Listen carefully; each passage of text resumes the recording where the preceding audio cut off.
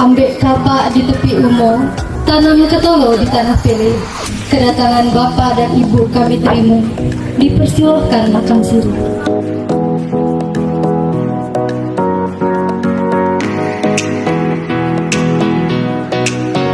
Banyak yang tebang pohon, tapi kita juga harus banyak yang menanamnya agar terjaga terus sumber-sumber hayati kita, sumber-sumber air kita untuk warga Jambi yang kita cintai.